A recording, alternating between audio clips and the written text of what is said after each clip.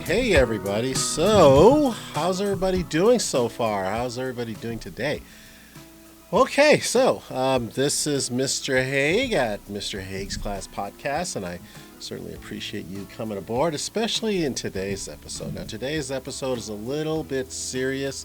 It doesn't necessarily have a lot to do with education, but definitely something more serious outside of the classroom and, actually about life in general. And I am a parent and I'm also a teacher, and I deal with young people all week long, all year long.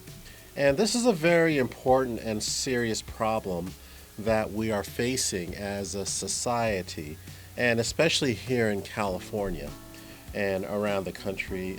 It's about the use of illicit drugs, specifically a drug called fentanyl. And I've been reading about this and just been hearing one tragic story after another. I mean, what's it going to take to convince you guys, you Gen Zers, young people, to smarten up? Yeah. The sole responsibility is yours. Okay, I mean, you need to smarten up about this, and let's go into it a little bit about what fentanyl and other drugs are about, but mostly fentanyl. Okay, let's talk about overdosing. Okay, so there's been a spike in recent years since 2020 pandemic of overdose deaths in the as a result of both prescription and illicit drugs. And prescription drugs are legal, but doesn't mean they can't be abused, just like alcohol is legal, okay, and it's being used. But of course, if you abuse it, then there's going to be problems. And of course, the same goes with illegal drugs: marijuana, cocaine, fentanyl. Let's take prescription drugs now, okay? If you were prescribed, say, for instance, a pain medication, and you intake over your doctor's recommended dose, it can cause major problems. It can damage your circulatory system, which can lead to heart and kidney problems, which can lead to death. So if you take too much of these pain medications, you got to really seek help if you keep thinking that it's going to help you. Now, why are we addicted to pain medication? Because a lot of times these pain medication, they give off a euphoric experience, sort of like getting high. Okay, so that's why teenagers and young adults and even older adults, they look to this prescription drugs, these painkillers. My mother, who was in her 60s and 70s, she got a little addicted to these pain medication. I mean, she's an older woman. She has joint problems. She has back problems. So the doctor gave her some kind of medication, and ooh boy, did she feel good. I remember I had to get my wisdom teeth out. Don't mean to bring back bad memories, but yeah, when I took those wisdom teeth out, they gave me some painkillers, and let me tell you, it made me feel good. I mean, of course, I left it at that. It was only good for the diminishing of pain after the wisdom tooth procedure, but it felt very euphoric. You felt like everything was going to be okay. But of course, there's a downside to that euphoria. When something feels too good, you got to be watching out for it. Okay, let's take in the year 2020. The number one most overdose prescribed medications are opioids. Okay, these are painkillers. Okay, Vicodin, OxyContin, and yes, even fentanyl. Okay, early on. These drugs were legal, and they give you that good feeling. You feel relaxed, you feel high. They were exceeding about 16,000 deaths in 2020, according to the National Institute of Drug Abuse. Now, compare that to illicit drugs, like, say, for instance, cocaine. In 2020, the number of deaths from cocaine overdose was around 20,000. Now, remember, I just said that the number of overdose deaths from prescribed drugs was 16K. Cocaine overdose reached 20K, and this is in the year 2020. The year 2021, that number climbed to 24,000. That's pretty significant. That's real significant. Okay, so something, and I don't understand this. What happened during the pandemic that kind of screwed this generation up? I don't know. Some kids are simply not the same. They're not the same as they once were. Now let's go into another powerful drug. Let's talk about meth. In 2020, the number of deaths from meth overdose was 24.5 thousand, 24.5 K thousands. A year later, in 2021, that number skyrocketed to almost 33,000. And that's an increase of 8,000 deaths. That's a whole arena, guys. 8,000. So let me repeat these numbers once again for the year 2020. Prescribed opioids, 16K. Cocaine, 20K. Meth, 24K. Now let's talk about fentanyl. In 2020, the exceeded number of deaths. Okay, are you ready for this? In 2020, the number of deaths as a result of fentanyl overdose exceeded 57,000. 57,000. That's more than doubling meth. A year later, in the year 2021, that number exploded to 71,000 deaths. 71 freaking people.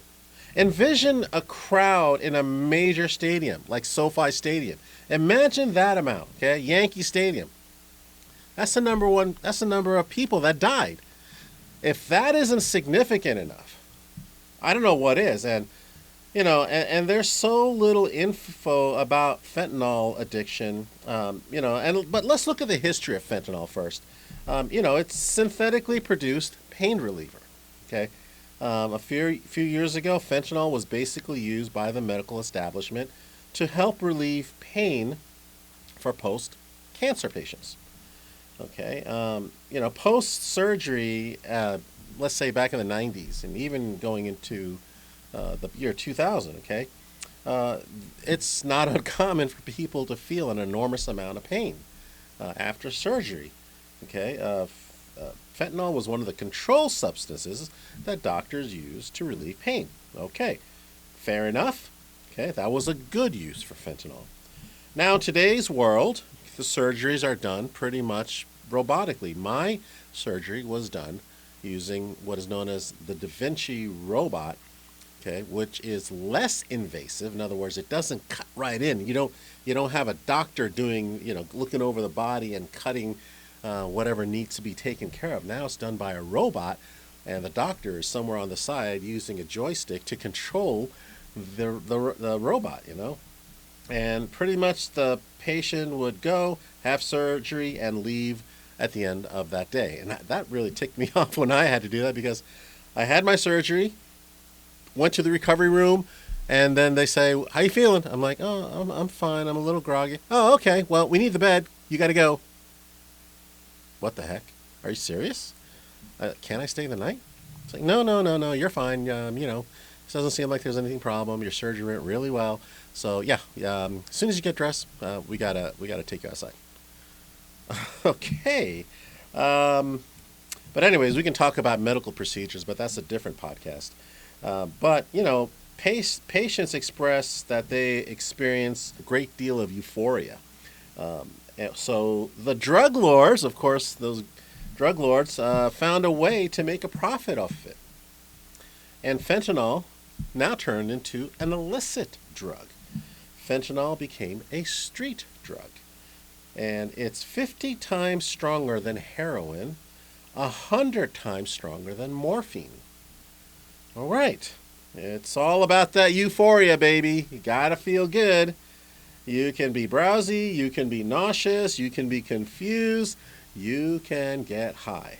Okay, so, and as you can see, unlike the medical community, drug dealers, well, they don't prescribe how much fentanyl you should take, and they're like, take it as much as you want because the minute the deal's done, they're gone. There is no call me in the morning, let's make a next appointment. No, that's it, just done. Once they get their money, they're gone. And if you take too much, most victims take a quantity that barely fits the tip of a spoon. And that's enough to get you unconscious. It could lead to a coma. It could lead to death. This is a tragedy. This is, I mean, we got to do more. And I'm not talking the government. Okay, screw the government. They're not going to be there to kind of help you. Okay, you got to educate yourself and talk to your kids if you're an adult. Talk to your friends if you're a kid. Talk to your teachers. Talk to anybody. Talk to a cop. You got to make this decision for yourself and help keep yourself safe. Okay? But you may say, oh my God, it was the fentanyl that killed him. Well, you may find me a little cold-hearted for saying this, but was it the fentanyl that killed him, or was it the victim that killed himself? I mean, again, I'm sorry if this offends you. Okay, but the fentanyl doesn't jump from the hand to the nose or to the mouth or to the needle and into your veins by itself. You control your feelings, you control your emotions, you control your state of mind.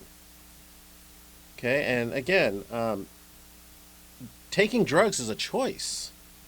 You get behind the wheel of a car while you're drunk. That's a choice. Playing football with all those bodies coming around you. That's a choice. Enjoying the evening with family and friends. Well, that's a choice. Everything's a choice. You are in charge of your own decisions. But education is the key. Fentanyl is dangerous. It's deadly. It's a choice.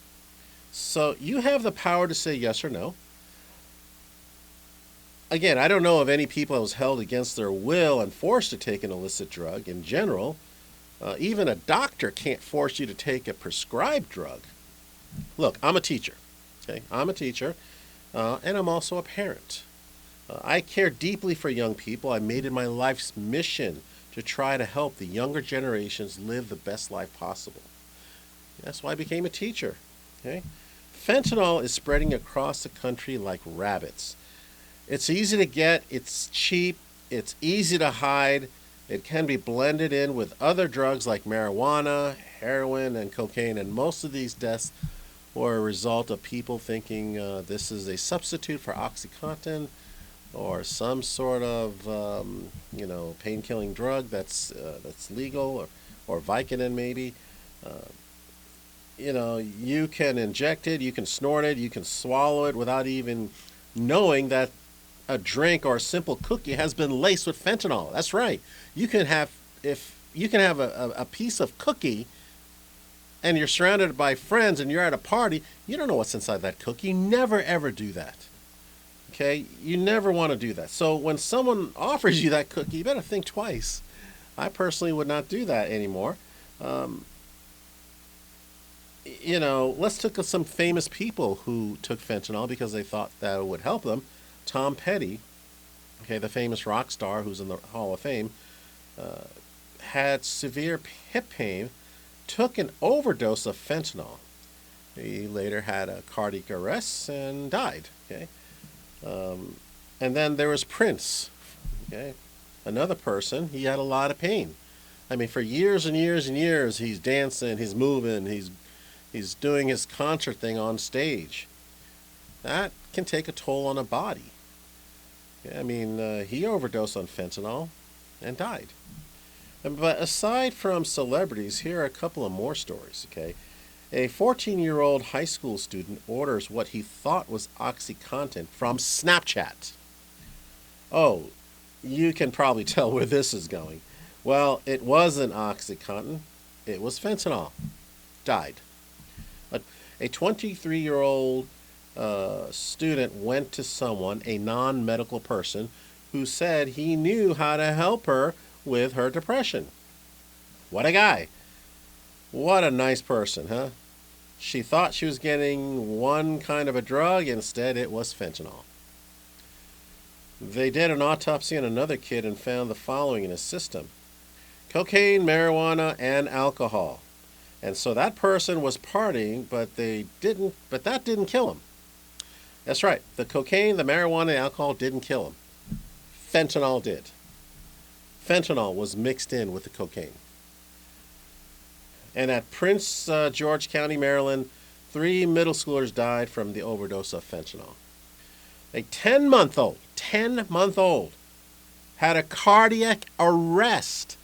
I repeat, a 10-month-old had a cardiac arrest at a playground after swallowing what he thought was candy, but was actually fentanyl. For that one, however, fortunately, he survived. Whew. Tragedy, heartbreak, deception, all of it. Well, I mean, why would you go online to order drugs? I mean, how is that cool? Why would you go to some street person and ask if he can help for your pain? There's help all around you. I don't understand that. You can go to a local clinic. You can go to your school nurse. I mean, I always believe that an ounce of prevention is worth more than a pound of cure. Here's your prevention. Use your goddamn common sense. Don't touch the stuff. Stay away from it. I'm not going to sugarcoat this one. What the hell's wrong with you guys? You're going to trust some stranger online? You're going to trust some stranger because a friend of a friend of a friend told you this guy has the magic potion? Going up to people you don't even know to give you that high just so you think you're going to look cool, or just because you want to get that high, that's going to solve all your aches and problems? Oh, it'll solve your aches and problems, all right. Problem is, you're going to be limp everywhere else. I mean, come on, really? Listen to your common sense. If you're walking down the street and you run into someone says, "Hey, man, I got something good for you. I got some real things for you. Gonna make you feel good. Yeah, real good." Just say, "Hey, pal, no thanks. It's not up for decision. It's not up for discussion. Get lost." It's easy to say no. So why is it so hard? No. One syllable. No. And I don't want to go into this just say no to drugs crap that was back in the 80s, because that was a disaster.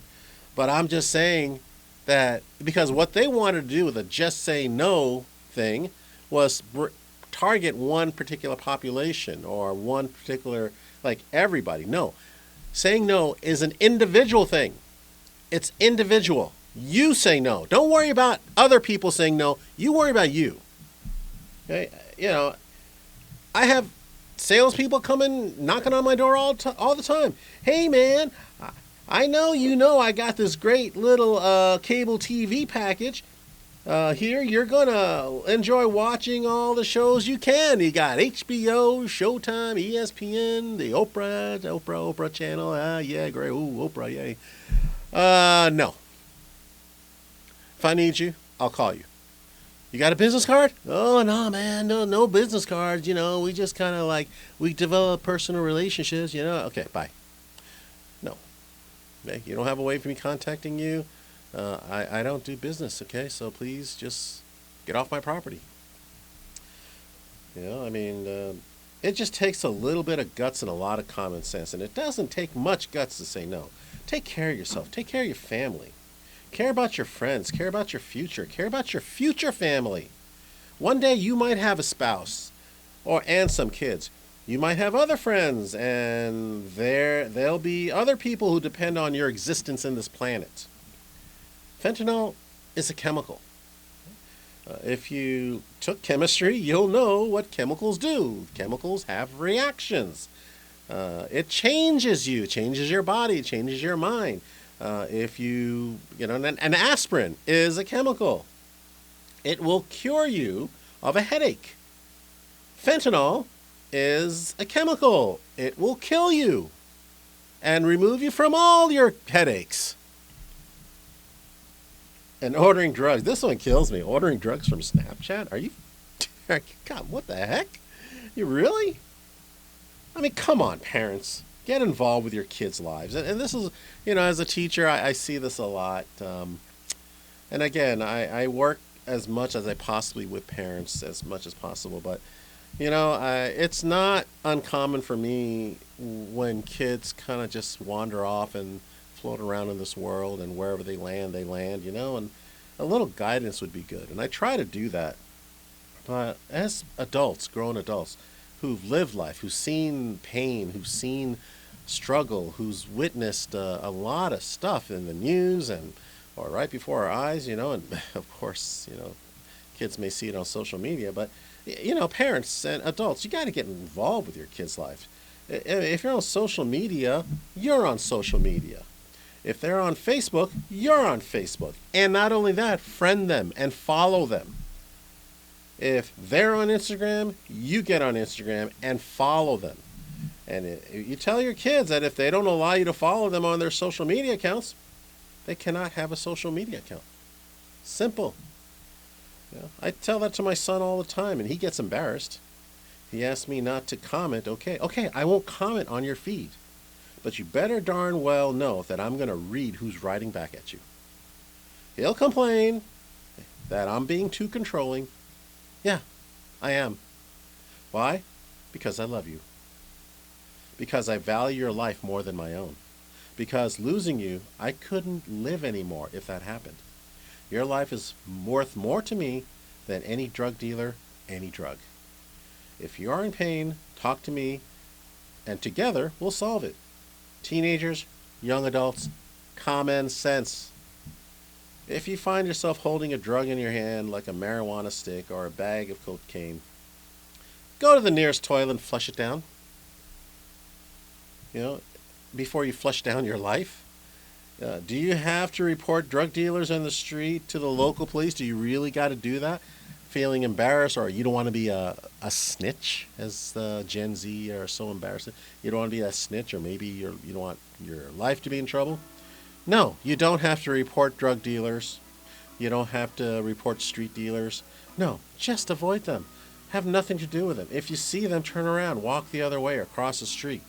Okay? Yeah, I mean, and if you walk away fast, just hold up your hand and say, stop. Don't come near me. They'll get the message. Don't rely on the media. Don't rely on ideology. Don't blame the Democrats for keeping the damn border open. Don't blame Republicans for being heartless. This one is you. This is on you. Take any substance that doesn't harm you, that's on you. All it takes is a little pinch of fentanyl and you're dead.